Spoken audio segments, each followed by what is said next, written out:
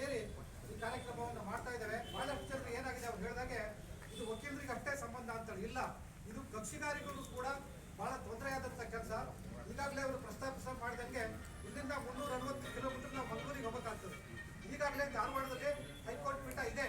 ಆ ಹೈಕೋರ್ಟ್ ಪೀಠ ಈಗಿದ್ದನ್ನು ಅಲ್ಲೇ ಇಡಬೇಕು ಅಂತೇಳಿ ನಾವು ಸಿದ್ದಾಪುರ ತಾಲೂಕಿನ ಎಲ್ಲ ಸಂಘ ಸಂಸ್ಥೆಗಳ ಪರವಾಗಿ ಬೇಡ್ಕೊಳ್ತಾ ಇದ್ದೇವೆ. ಇದನ್ನು ಮನವಿಯನ್ನು ಸಹ ಮುಖ್ಯಮಂತ್ರಿಗಳಿಗೆ, ರಾಜ್ಯಪಾಲರಿಗೆ ಕಳಿಸ್ತಾ ಇದ್ದೇವೆ. ಎಲ್ಲರಿಗೂ ಆಗಮಿಸಿದ ಎಲ್ಲರಿಗೂ ಧನ್ಯವಾದಗಳು.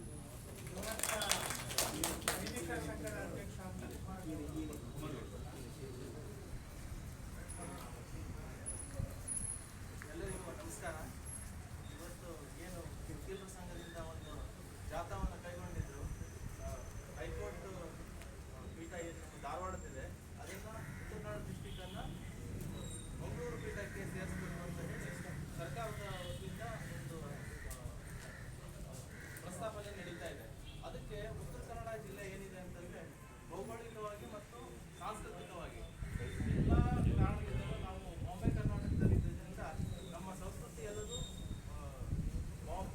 ಧಾರವಾಡ ಮತ್ತು ಹುಬ್ಬಳ್ಳಿ ಸೈಡ್ ನಮ್ಮದು ಅಟ್ಯಾಚ್ಮೆಂಟು ಜಾಸ್ತಿ, ಯಾವ ಹೊಂದಾಣಿಕೆಯೂ ಇಲ್ಲ. ಯಾಕೆಂತಂದರೆ ಅಲ್ಲಿ ಭಾಷೆ ವಲಯಗಳು, ನಂತರ ಅವ್ರದ್ದು ಈಗ ನಮ್ಮ ರವಿಯವರನ್ನ ಒಂದು ವಿಷಯ ಹೇಳಿದರು, ಈ ಬೆಟ್ಟ ಮತ್ತು ಬೆಟ್ಟದ ಕಾನ್ಸೆಪ್ಟ್ ಇದೆ, ಅದು ಯಾವ ಕಲ್ಪನೆಯೂ ಆ ಒಂದು ಕರಾವಳಿ ಭಾಗದಲ್ಲಿ ಇಲ್ಲ. ಅಂದರೆ ದಕ್ಷಿಣ ಕನ್ನಡದ ಕರಾವಳಿ ಭಾಗದಲ್ಲಿ, ನಮ್ಮ ಕರಾವಳಿ ಭಾಗಕ್ಕೂ ಮತ್ತು ನಮ್ಮ ಎಲ್ಲರೂ ಬಟ್ ನಮ್ಮದು ನಿಜವಾಗ್ಲೂ ಇರುವಂಥದ್ದು ಮಲೆನಾಡು ಭಾಗ. ಮತ್ತು ನಮಗೆ ಧಾರವಾಡ ಎಲ್ಲ ರೀತಿಯಿಂದಲೂ ಅನುಕೂಲ.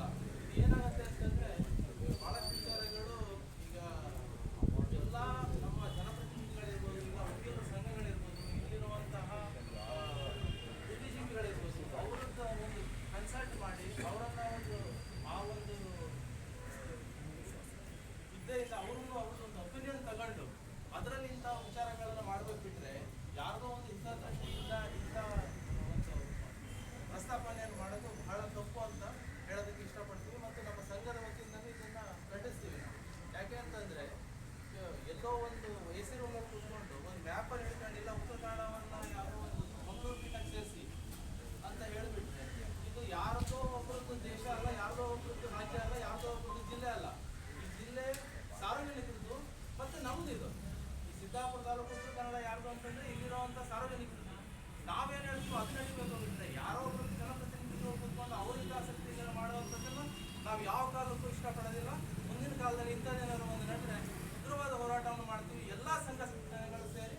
ಅದ್ರ ಜೊತೆಯಲ್ಲಿ ಎಲ್ಲರ ಪರವಾಗಿ ನಾವು ಏನು ಮಾಜಿ ಸೈನಿಕರು ಮುಂಚೂಣಿಯಲ್ಲಿ ಇರ್ತೀವಿ ಅಂತ ಹೇಳೋದಕ್ಕೆ ಇಷ್ಟಪಡ್ತೇನೆ.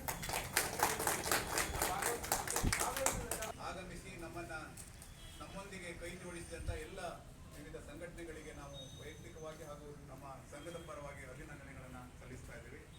ಅದೇ ರೀತಿ ಇವತ್ತಿನ ಹೋರಾಟ ಸಮಾಜಕ್ಕೆ ಪ್ರಸಾರವಾಗುವಂತೆ ಮಾಡುವಂಥ ಎಲ್ಲ ನಮ್ಮ ಮಾಧ್ಯಮ ಮಿತ್ರರಿಗೂ ಕೂಡ ಅಭಿನಂದನೆಗಳನ್ನು ಸಲ್ಲಿಸ್ತಾ, ನಮ್ಮ ಹೋರಾಟಕ್ಕೆ ನಮ್ಮೊಂದಿಗಿದ್ದು ನಮ್ಮನ್ನು ಸಹಕರಿಸಿ ನಮಗೆ ರಕ್ಷಣೆಯನ್ನು ನೀಡಿದಂಥ ಎಲ್ಲ ಪೊಲೀಸ್ ಇಲಾಖೆ ಎಲ್ಲ ಸಿಬ್ಬಂದಿಯವರಿಗೂ